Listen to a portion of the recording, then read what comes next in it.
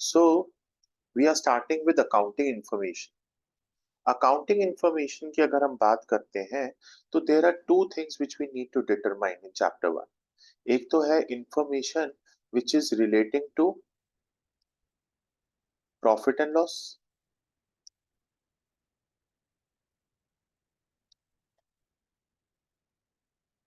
And दूसरा, there is an information which is relating to financial position. देखो भाई, ऐसा है, मेरे पास अगर एक रिलेशन है प्रॉफिट एंड लॉस का दोस्त, तो प्रॉफिट एंड लॉस की अगर मैं बात करता हूं तो मेरे पास यहां पर बनती है एक income statement. What is income statement? Income statement होती है मेरी ट्रेडिंग अकाउंट, जो मेरी मैन्युफैक्चरर्स करते हैं, और एक होता है मेरे पास मेरा पी एन एल अकाउंट, जो करते हैं मेरे ऑफिस वर्क के लिए. ठीक है, ये सारी चीजें आपकी करी जाती, factory expenses and office workers.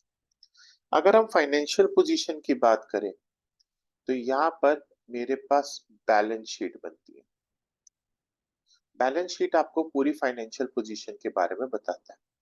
एक चीज मुझे और बतानी है आपको, एक हमारे पास ऑर्गेनाइजेशन होती है जैसे non profit organisation. Non profit organisation क्या बनाती है? वो बनाती है इनकम एंड एक्सपेंडिचर अकाउंट. समझ में आई बात?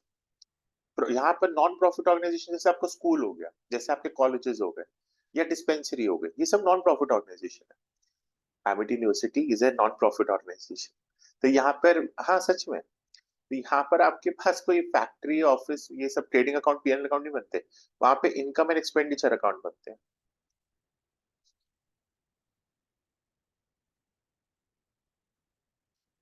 दूसरा हो गया, हाँ, इनकम और एक्सपेंडिचर अकाउंट बनाते हैं. प्रॉफिट वो लोग कमाते हैं, इनकम आती है उनकी, ज्यादा आती है इनकम, पर वो इनकम को दिखाते नहीं है ना. बोलने बोलने के लिए इनकम है उनके पास, उन सबके पास इनकम होती है of course, but they don't show.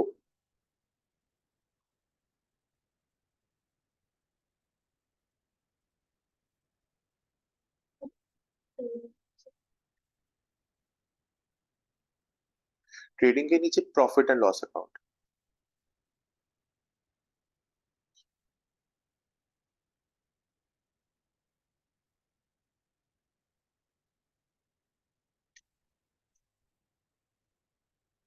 Next चले, तीसरा, there is an information about cash flow.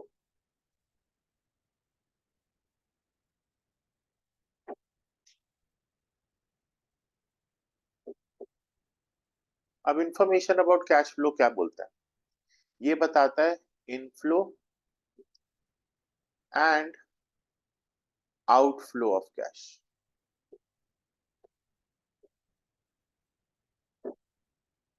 ठीक है, अब आप देख लीजिए, आपने कितना डिविडेंड पे करा, लायबिलिटीज पे करी, ये आपके किस पे डिटरमाइन करता है? आपके वर्कफ्लो ऑफ कैश के ऊपर. ये सारी कैश के ऊपर ही आपकी सारी डिटर्मिनेशन. समझ में आया बात? ठीक है, तो तीन चीजें होती हैं, अकाउंटिंग इंफॉर्मेशन मिलती है. अब इंफॉर्मेशन के बारे में अगर हम बात करते हैं तो हमारे पास कुछ करेक्टरिस्टिक्स हैं जिनका ध्यान रखना जरूरी है. What are the characteristics of accounting information? What are the characteristics of accounting information?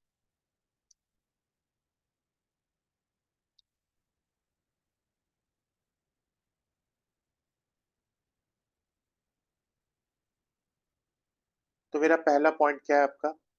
पहला पॉइंट है रिलायबिलिटी. ये आपके पास कितना रिलायबल डेटा, आपकी रेलिवेंसी किधर है, आपकी अंडरस्टैंडेबिलिटी क्या है, आपकी कंपेरेबिलिटी. अब ये चारों पॉइंट एक एक करके समझाता हूँ. रिलायबिलिटी ये होता है कि अकाउंटिंग इंफॉर्मेशन रिलायबल होनी चाहिए. में ये ऐसी होनी चाहिए जिसमें कोई भी वेरिफिएबल हो, no biasness and no errors. Accounting information ऐसी हो जो कहीं ना कहीं आपके लिए एक ऐसा रिलायबल मैनर हो जो सबको यूज कर सके। अब कौन कौन यूज करेगा वो नेक्स्ट टॉपिक में। Relevance in the sense accounting information ऐसी बनाई जाए जो हमारे डिसीजन मेकिंग में हेल्प कर सके। समझ में आ रही है?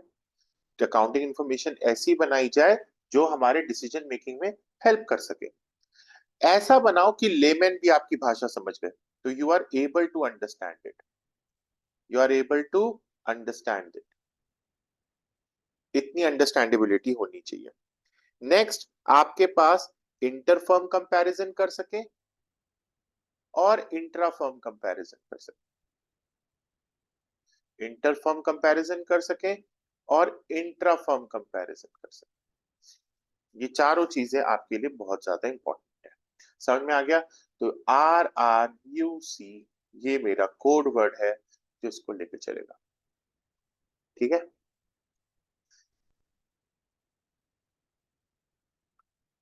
RRUC कर ले या CURR कर ले, जो तेरा मन करे कर, बस तू कर। डिविडेंड और लायबिलिटीज का मतलब समझ लीजिए। Dividend is a part of profit, liabilities is something which we need to pay. ठीक है? जो हम लोगों को पे करना होता है वो।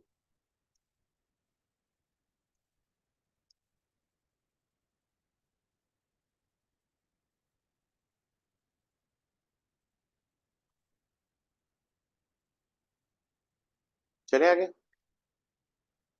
Next we move to users. Accounting information को कौन समझ में आएगा? ये कंपैरेटिबिलिटी में इंटर फर्म और intra firm comparison. Inter firm का मतलब क्या है? एक फर्म दूसरी फर्म से साथ कंपेयर कर रहा है।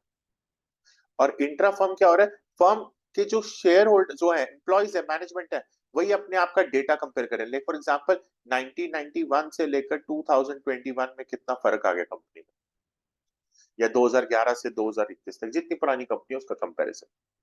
ओके? फर्म का फर्म के साथ कंपेयर करना इंटर फर्म, और फर्म का अपने प्रीवियस ईयर के साथ कैलकुलेट करना that is intra firm. Next है, what are the users of accounting information, या who all the are the users of accounting information. ठीक है? पहला सुन लीजिए, आपके ओनर्स। अगर मैं ओनर्स की बात करूं, because owners are the one, they have invested capital, right? पैसा किसका लगा है? ओनर्स का। So they want to calculate the profit, कितना प्रॉफिट कमाया जी। तो यहां पर they also want to check the safety of their money,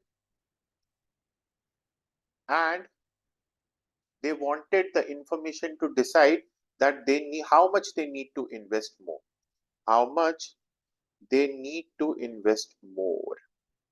क्या बात? मोर, MORE, मोरे। ठीक है? This is your first point.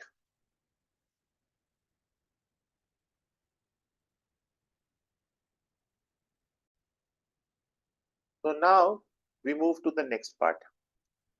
भाई, मैनेजमेंट के लिए कितना इंपॉर्टेंट है? आजा management. Management comprises of person who are involved in making strategy। ठीक है? डे टू डे डिसीजंस में हेल्प कर।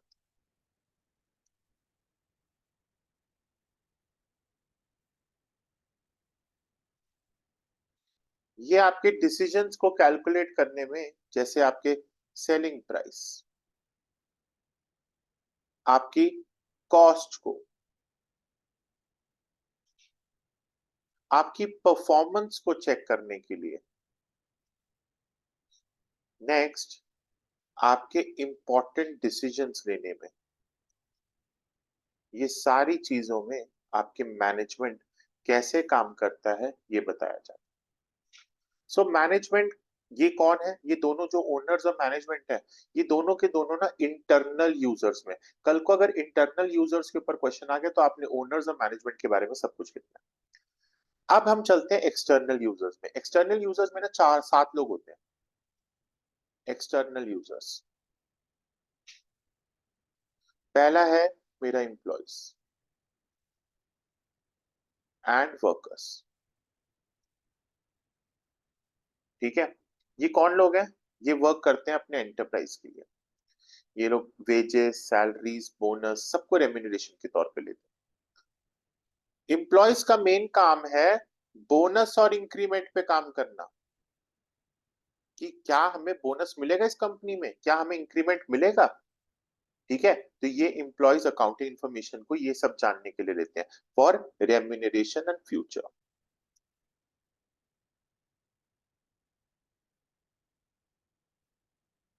यहाँ पर आप अपने रेगुलेशंस की तरफ भी काम करते हैं। रेगुलेशंस मतलब क्या है बेटा? आपके पास प्रोविडेंट फंड मिलेगा, यहाँ पर आपको स्टेट इंश्योरेंस मिलेगा। ये सब रीजंस होते हैं चेक करने का कि हाँ भी इस कंपनी में मुझे ये सब मिलेगा या। ओके, नेक्स्ट, पहला second point, banks and financial institutions. Banks और फाइनेंशियल इंस्टीट्यूशंस को क्यों चाहिए? बैंक्स और फाइनेंशियल इंस्टीट्यूशंस को क्यों चाहिए बेटा? क्यों चाहिए उनको इन्फॉर्मेशन? उनको इसलिए चाहिए क्योंकि they are the one who provides you loans. पहले तो ये बता दो। And they are required to track the progress of enterprises. वो अपने एंटरप्राइजेस को देखना चाहते हैं कि आप कहां पर हो, कहां स्टैंड करते हो और आपकी चीजें क्या है, ये सब बताया जाता है आपके enterprise. Whether to give them money,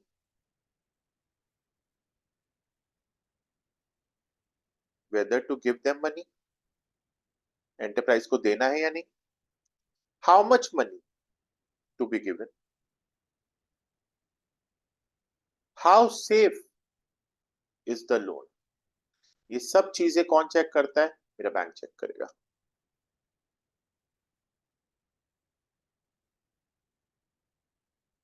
done. कौन सा? बोनस और इंक्रीमेंट में फर्क ये होता है बेटा, बोनस हर साल में मिलता है दिवाली के टाइम पे, और इंक्रीमेंट होता है जो सैलरी आपकी इंक्रीज होती है पूरे साल के लिए। बोनस एक ही बार में मिलता है।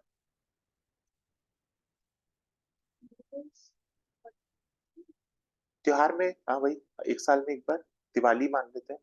और अगर हम बाहर की बात करते हैं तो बाहर के देशों में एक तो ब्लैक फ्राइडे टाइप के पास होता है, और एक होता है हमारे बोनस मिलता है कुछ कंपनीज में क्रिसमस के समय, और हमारे जो मुस्लिम कंट्रीज हैं यूएई वगैरह वहां पे ईद के समय। हाँ, हम शायद एक ही बार में मिलता है या दो बार मिलता है, मुझे इतना आइडिया नहीं है, पर मिलता है वहां पर उस समय। डन। बोलो बोलो। Whether to give them money, how much to be given, how safe is the loan.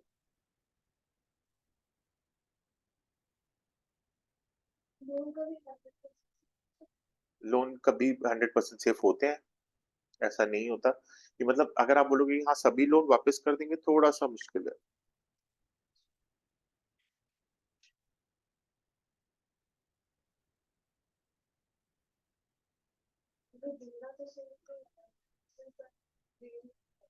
लेने तो कभी 100% मिलता नहीं है, कभी कभी, तभी तो बहुत सारे नॉन, क्या कहते हैं, एनपीओज हो जाते हैं।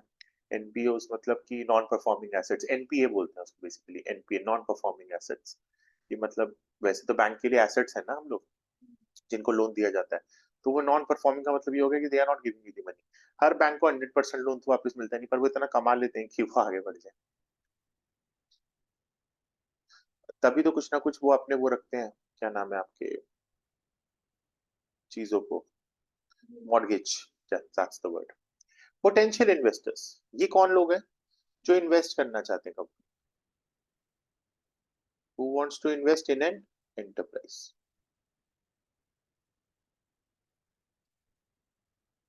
जैसे मेरे पास दूसरे हो गए बैंक्स, एडिशनल फंड्स, आपको सेफ्टी, आपको रिटर्न्स, ये सब देखना जरूरी। Next, investors use the financial statement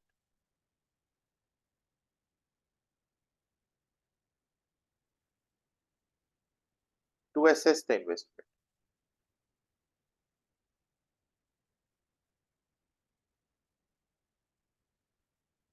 okay, done. They want to check the financial statement to assess the investment कि क्या मैंने सही जगह पे पैसा लगाया है या कंपनी फ्रॉड है। अब इस समय पेटीएम में जो पैसा डाल रहा होगा वो क्यों चेक कर रहा होगा? वो चेक कर रहा होगा कि भाई पेटीएम का फ्यूचर है या पेटीएम बिल्कुल बर्बाद हो गया। नेक्स्ट आपके पास होते हैं creditors. Creditors are the one who supply goods on credit to the enterprise.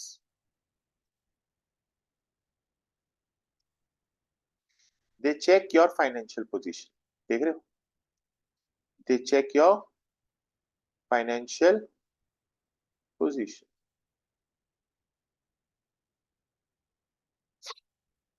तो ये क्या करते हैं? ये चेक करते हैं whether to supply goods or no.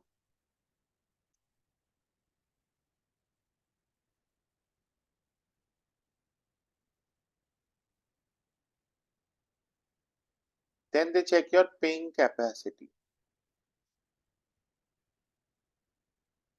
Then they check your paying capacity. Paying capacity मतलब कि भाई मैंने जो इनको सामान दिया है इसके बदले मुझे पैसे मिलेगा या नहीं।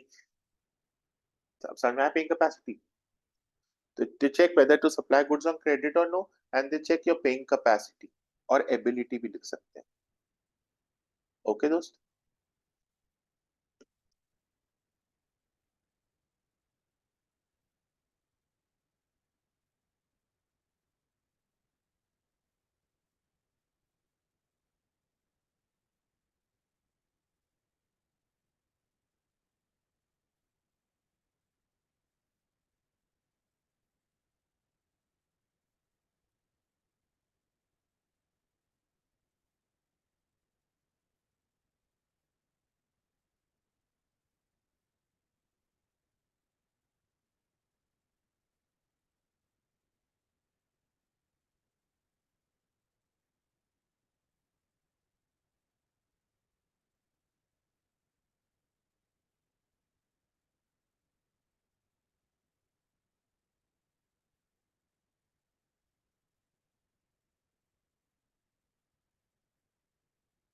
ठीक है, चलो आगे। Next, government authorities. भाई गवर्नमेंट अथॉरिटीज बहुत इंपॉर्टेंट होती है।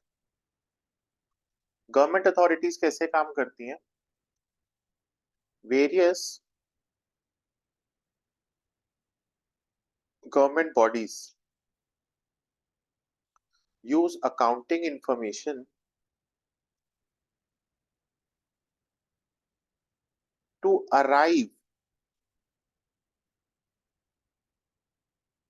at statistics which enable policy decisions।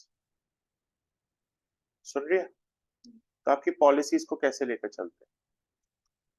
Government क्या करती है? गवर्नमेंट आपकी फाइनेंशियल नीड्स को चेक करती है, गवर्नमेंट आपकी फाइनेंशियल स्टेटमेंट्स को चेक करती है, गवर्नमेंट आपकी नेशनल इनकम को चेक करती है, अपनी अपनी नेशनल इनकम को चेक करती है कि आप कितना कंट्रीब्यूट कर रहे हो, मतलब आप इस नेशनल इनकम में कितना कंट्रीब्यूट कर रहे हो।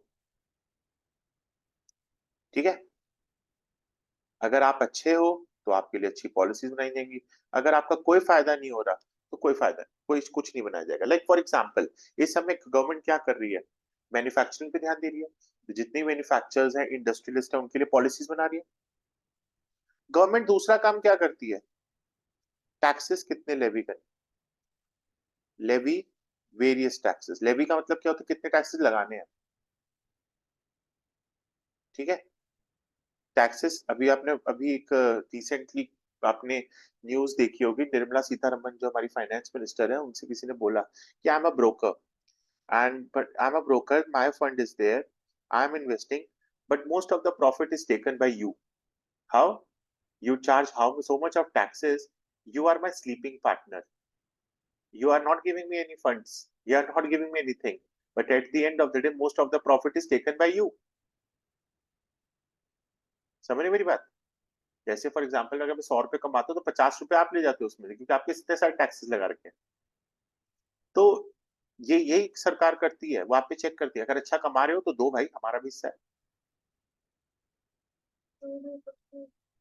सरकार को क्या फायदा? ऑफकोर्स सरकार को तो इसलिए चाहिए ना, कमाई कहां से आएगी सरकार की? सरकार अपने लिए भी तो कमाएगी, तभी तो फिर वो गरीबों को बांटेगी। सो सो गवर्नमेंट क्या करती है? तो government needs financial statements, government needs financial statements. Next है जी पब्लिक। पब्लिक इन्वेस्टमेंट क्या है? Public is also interested in financial statement. क्यों भाई?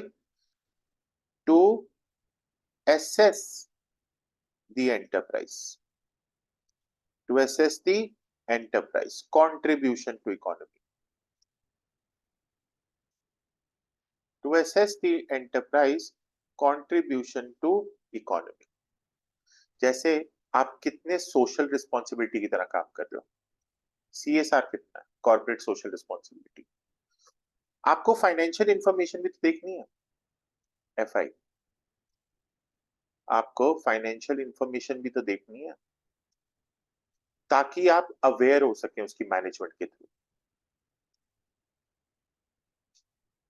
तो वो आपको ये भी देखना है कि इन्वायरमेंट के लिए काम कर रही है या नहीं। कॉर्पोरेट सोशल रिस्पॉन्सिबिलिटी होता है कि आपकी सोशल रिस्पॉन्सिबिलिटी है समाज के लिए काम करना, पर इन्वायरमेंट भी उसी का ही पार्ट है कॉर्पोरेट सोशल रिस्पॉन्सिबिलिटी का। क्या इन्वायरमेंट के लिए काम कर रही है या पोल्यूशन फैला रही है या हमारे लिए कोई प्रॉब्लम क्रिएट कर रही है? पब्लिक ये सब चीजें चेक करती है। लास्ट में मेरे दोस्त रिसर्चर्स, ये बढ़िया लोग होते हैं, इनके बारे में तो आपने सुना ही होगा, रिसर्च जो करते हैं। रिसर्चर्स ये क्यों करते हैं? They want to they want to go for current practices. आपने कभी देखा ना, सीए सीएमए, ये लोग होते हैं, ठीक है, करंट प्रैक्टिसेस देखना, अकाउंटिंग स्टैंडर्ड्स देखना, ठीक है, प्रैक्टिकल सिनेरियोस देखना, ये सारी चीजों को देखते हैं।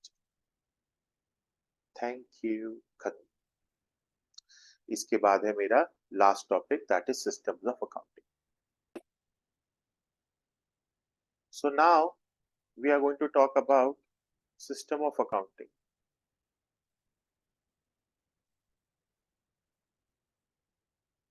हमारे पास ना दो तरह के सिस्टम होते हैं अकाउंटिंग के। एक होता है डबल एंट्री सिस्टम, जो इस बुक का नाम ही यही है, डबल एंट्री सिस्टम। अगर आप बुक का नाम देखोगे तो डबल एंट्री सिस्टम लिखा, डबल एंट्री बुक कीपिंग, ठीक है। तो ये आपको बुक कीपिंग भी सिखा रहा है, अकाउंटिंग का पूरा प्रोसेस तो सिखा नहीं रहा। अकाउंटिंग तो आप लोग सीखते हो बेटा नेक्स्ट ईयर, और बाकी अपने कॉलेज में, if you want to make a career in accounts. ये है मेरे पास सिंगल एंट्री सिस्टम। ये तो लाला अपनी दुकान पे चलाता है, सिंगल एंट्री। लाला का कोई अकाउंट्स नहीं होते ना, तो लाला बस ऐसे ही चलता है। सो डबल एंट्री सिस्टम एक ऐसा सिस्टम है जहां पर आप रिकॉग्नाइज करते हो क्रेडिट और डेबिट दोनों को। अब ये क्या है, क्या बीमारी? चल मैं देखो छोटा सा एग्जांपल लेता हूँ। आपने गुड्स परचेज करे, ठीक है, कैश पे। तो आपने गया क्या आपकी जेब से कैश, तो टू कैश, और आया क्या आपके पास, गुड्स।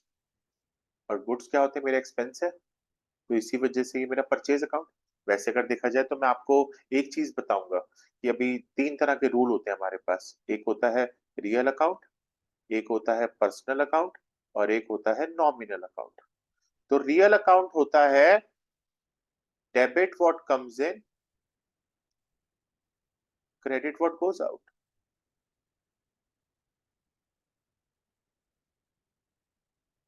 नेक्स्ट है debit the receiver, credit the giver. एक मिनट रुकना बस। तो दोस्तों मेरे पास तीन तरह के अकाउंट होते हैं, एक real account, debit what comes in, credit what goes out. Personal account होता है debit the receiver, credit the giver. फिर होता है मेरे पास debit all the losses and expenses, all the losses and expenses, credit all income and gain, credit all income and gain, income and gain। ठीक है, so debit all the losses and expenses, credit all income and gain. कोई दिक्कत? तो ये मेरी तीन चीजें हो गई, real account, personal account, nominal account. Done है जी? परफेक्ट, आगे बढ़ते हैं।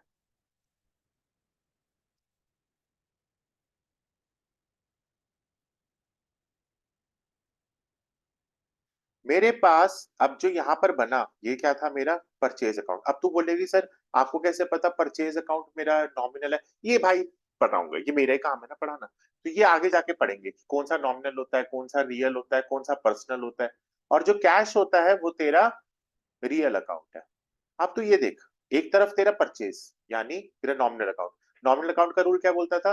Debit all the losses and expenses, तो ये मेरा एक्सपेंस हो गया परचेज।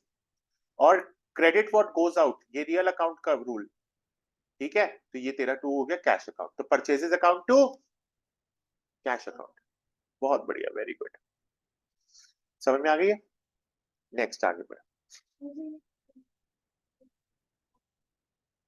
हाँ, ये नॉमिनल, रियल और पर्सनल ये आगे जाके आएगा। मैंने बस ये बताया कि तीन रूल्स होते हैं अकाउंटिंग की, गोल्डन रूल्स हैं। ये अभी हम सब आगे जाके पढ़ेंगे करके। पक्का पक्का, ये तेरे को पक्का मिलेगा, क्योंकि यही सब कुछ है, इसी के ऊपर ही पूरी अकाउंटिंग बेस्ड है अगले 2 साल तक। ये और एक मॉडर्न अप्रोच। ठीक है, तो डबल एंट्री सिस्टम ना, ये दो चीजों के बारे में है। अब तो एक और चीज मैं तेरे को बताता हूँ। तूने बैंक में पैसा डाला, तो बैंक में क्या गया? पैसा गया। और गया क्या? कैश मेरे यहां से। तो अब देखिए, दो एस्पेक्ट्स हो गए। ये देख, बैंक के पास पैसा पहुंचा, कैश मेरे यहां से गया। तो बैंक में क्या हो गया? बैंक में पैसा आया और मेरे यहां से कैश गया। तो दो ट्रांजेक्शन हो गई, मतलब दो एस्पेक्ट्स हो गए ट्रांजेक्शन का। इसको हम दोनों ट्रांजेक्शन को हम लोग क्या बोलते हैं? Double entry system. और डबल एंट्री सिस्टम किस पे बेस्ड है? डुअल एस्पेक्ट कंसेप्ट पे बेस्ड है। किस पे बेस्ड है दोस्त? डुअल एस्पेक्ट कंसेप्ट पे बेस्ड है। डुअल एस्पेक्ट कंसेप्ट पे बेस्ड है। ये यूनिवर्सल एप्लीकेबल है। क्या है रे? यूनिवर्सल एप्लीकेबल है। कोई दिक्कत? पक्का जी? श्योर? हैंग हो गया।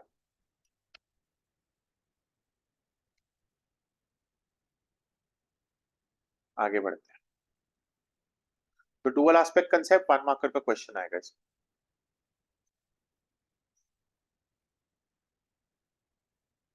नेक्स्ट है दोस्त, मेरे पास इसके फीचर्स क्या है डबल एंट्री सिस्टम के? पहला, it maintains complete record of each transaction. It maintains complete record of each transaction. ठीक है, तो ये दो चीजों पे बात करता है, एक value in and value out. इसको हम क्या बोलते हैं? Twofold transaction. ये किस पे बेस्ड है? टू फोल्ड ट्रांजैक्शन पे बेस्ड है। टू फोल्ड ट्रांजैक्शन क्या बोलता है? Value in and value out. सुन रहे? अब ये वैल्यू इन और वैल्यू आउट का मतलब क्या है? पैसा आया, पैसा गया, पैसा आया, पैसा गया। दूसरा, one aspect is debited and one aspect is credited.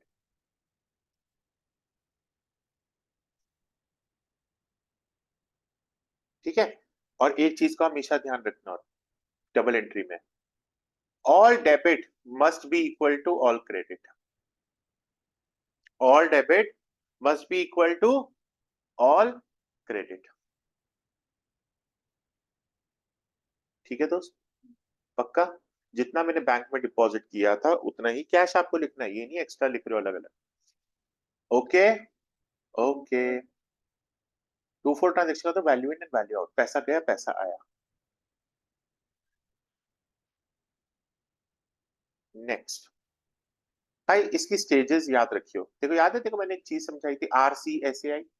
Accounting की 5 स्टेजेस होती हैं। R is recording, C is classifying, S is summarizing, A is accounting and last is interpreting. यहां पर भी स्टेजेस यही होती है डबल एंट्री सिस्टम की. डबल एंट्री सिस्टम किस पे काम करता है?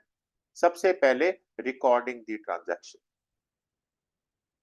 दूसरा classifying the transaction, third is closing the transaction या क्लोजिंग दी बुक्स. ये होती हैं आपकी समराइजिंग जिसको बोलते हैं. ये तीन स्टेजेस पे हम लोग एक करके चैप्टर्स पढ़ेंगे. लास्ट है मेरे एडवांटेजेस. इसके एडवांटेजेस सुन लीजिए. पहला एडवांटेज है साइंटिफिक सिस्टम है. कौन सा सिस्टम है रे? Scientific system. ये आपके ऑब्जेक्टिव्स ऑफ अकाउंटिंग के साथ चलता है. दूसरा, it's a complete record of transactions.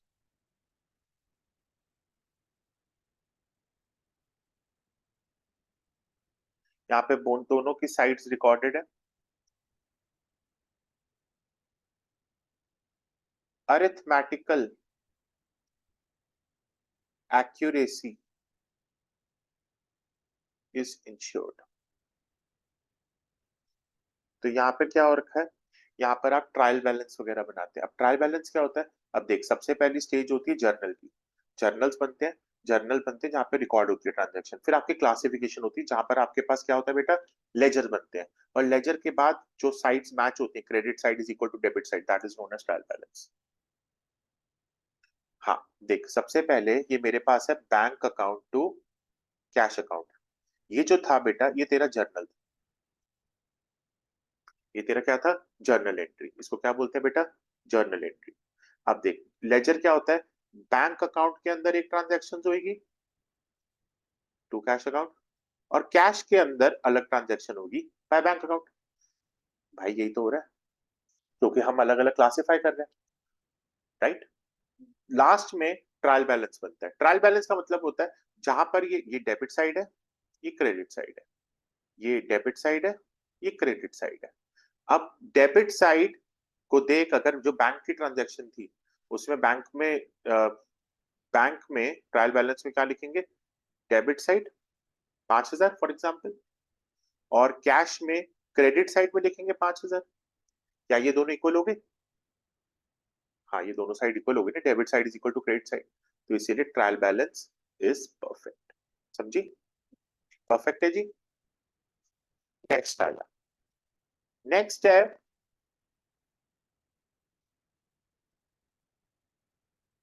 Advantages में determining profit and loss, financial positions,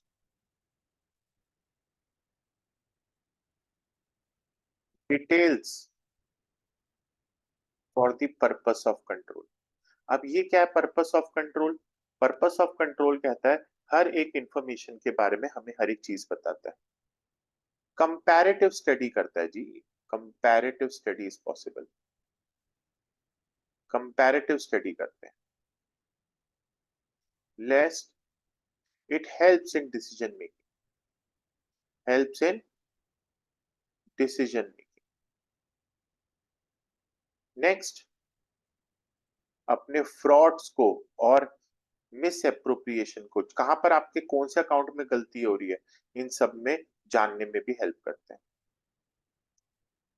detecting frauds and miss appropriation.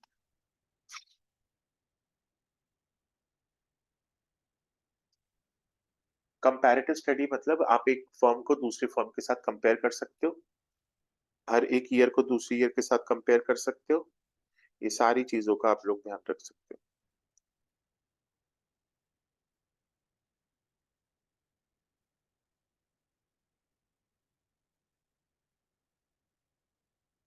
ठीक है. क्या क्या? Details of purpose of control, वो कहते हैं कि हर एक चीज कौन किसका कितना कंट्रोल कर रहा है, वो सारी चीजों का ध्यान रखा जाता है.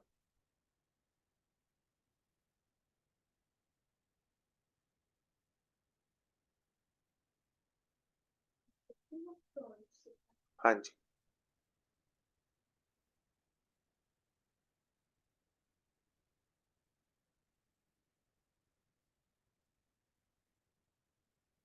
चलो फिर। Thank you. मेरा खत्म हो गया ये चैप्टर। बस सिंगल एंट्री सिस्टम है जो हमारे कोर्स में है नहीं, और मेरा यहीं पर ही खत्म होता है।